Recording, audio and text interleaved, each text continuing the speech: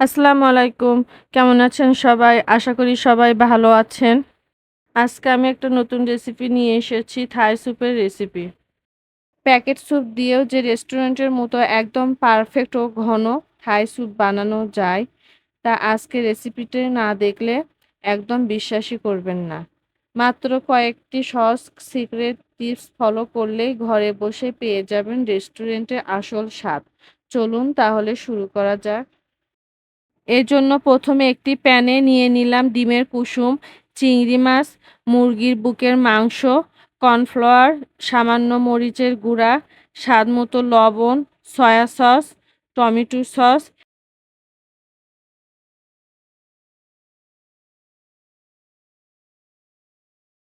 এবং readymade packet soup.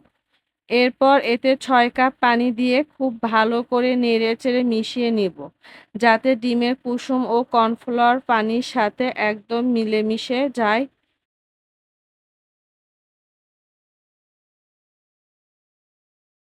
সব উপকরণের সাথে দিলাম পরিমাণ মতো গোলমরিচের গুঁড়া, দিয়ে আবারও ভালোভাবে মিশিয়ে নিব।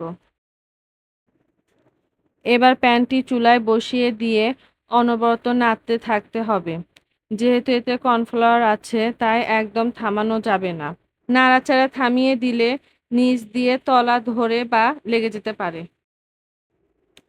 স্যুপটা একটু ফুটে উঠলেই সুন্দর ফ্লেভারের জন্য দিয়ে দিব সামান্য থেতো করা আদা। আদা থেতো করে দিলে এর আসল স্বাদ ও সুবাস দারুণভাবে বের হয়ে আসে। এরপর ফ্লেভার ও হালকা ঝালের জন্য দিয়ে দিব কয়েকটি কাঁচামরিচ। কাঁচামরিচ দিয়ে আবারও খুব ভালোভাবে নাড়াচাড়া করে নিব, যাতে স্যুপের সাথে চমৎকার একটা ফ্লেভার মিশে যায়। এরপর দিয়ে দিব সামান্য টেস্টি সল্ট।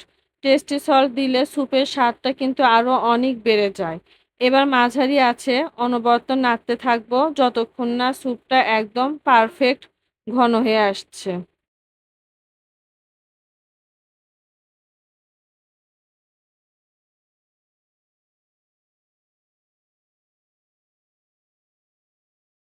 মাশাআল্লাহ, দেখুন স্যুপটা এখন একদম পারফেক্ট ঘন হয়ে এসেছে। আর এর কালারটাও কত চমৎকার হয়েছে। ঠিক যেন রেস্টুরেন্টের থাই স্যুপ। এখন গরম, গরম স্যুপটা পরিবেশনের জন্য বাটিতে তুলে নিচ্ছি। সত্যি এটা খেতে যে কতটা মজা হয়েছে, তা না বানিয়ে খেলে একদম বুঝতেই পারবেন না। আপনারা অবশ্যই এভাবে বাসায় ট্রাই করবেন। আশা করি রেসিপিটি আপনাদের ভালো লেগেছে। এরকম রেসিপি ভিডিও পেতে আমার চ্যানেলটি সাবস্ক্রাইব করুন এবং আমার পেজটি ফলো করুন। আল্লাহ হাফেজ।